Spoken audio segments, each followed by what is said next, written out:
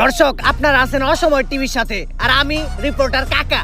আর আজকে আমরা নিব এমন একজনের ইন্টারভিউ যে নিজে একজন উদ্যোক্তা, বাংলাদেশের একজন সফল ব্যবসায়ী, যার এই সমাজে মান সম্মান বিন্দু পরিমাণেও নাই, যে নির্লজ্জ, বেহায়া, পশুর থেকেও নিকৃষ্ট।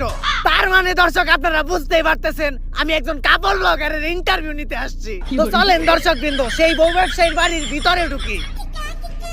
বাবা রে বাবা, ফেসবুকে নষ্টামি করে কত বড় বাড়ি বানাইছি। এই তোমরা কারা? আর এদিকে কই যাইতাছো? আঙ্কেল, আমরা ইন্টারভিউ নিতে যাইতেছি। বাসার মেন গেটে লেখা দেখছ নাই যে এই বাসায় কুত্তা আর ফেসবুকের হলুদ সাংবাদিক প্রবেশ নিষেধ? বাইরে হন থেকে। বাংলাদেশের সব পোলাকে বিসি জোড়া দিলে অতগুলো বিসি হইব না যতগুলো ফেসবুকে হলুদ সাংবাদিক আছে। কোন একটা নিউজ পাইলেই হইছে কুত্তার মতো জিবলা বাই করে আয় পড়ে।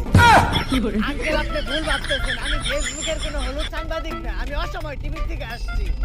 TV channel? সরি বাবা। আচ্ছা আঙ্কেল, এই বাড়ির মালিক আপনার কি হয়? আমি তো ওর বাবা।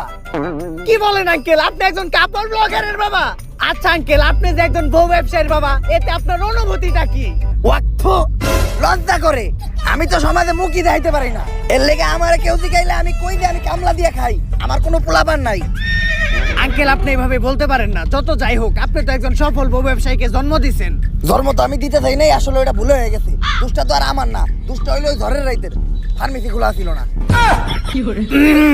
যাই হোক আঙ্কেল, উনার জন্মের পর থেকে একজন সফল বউ ব্যবসায়ী হয়ে ওঠার গল্পটা যদি একটু বলতেন। এই গল্পটা অনেক অভিশপ্ত, আজকে থেকে বহু বছর আগের কাহিনী। আল্লাহ, আজকে যেন আমার একটা পোলা হয়।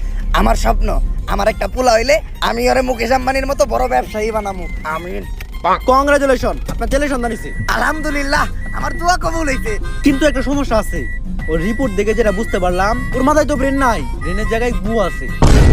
আর ওর মাথার জায়গায় পাছা, আর পাছার জায়গায় মাথা।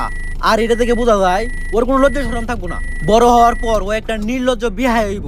ডাক্তার সাহেব, এখন এই সমস্যার সমাধান? I am extremely sorry, medical সায়েন্সে হওয়ার পর্যন্ত এই রোগের কোনো চিকিৎসা বের করতে পারে নাই। ভবিষ্যৎ বাবা, অনেক বিপদে পড়ে আজকে আমি আপনার কাছে আইছি। আমার একটা পোলা হইছে, ডাক্তার কইছে ওর মাথায় মগজ নাই, ওর মাথায় ঘু। আর ওর নাকি মাথার জায়গায় পাছা হইছে আর পাছার জায়গায় মাথা।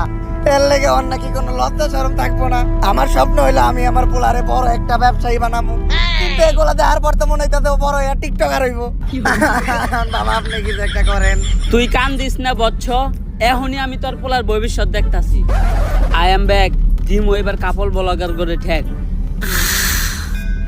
চিন্তা করিস না বচ্চ, আমি এইমাত্র তোর পোলার ভবিষ্যৎ দেখলাম। তোর পোলা বড় একজন সফল ব্যবসায়ী হইব। টাকা কামানোর জন্য তোর পোলা সবকিছু করবো, এমনকি নিজের মান সম্মান পর্যন্ত বিলিয়ে দিব। যাক বাবা, তাহলে আমার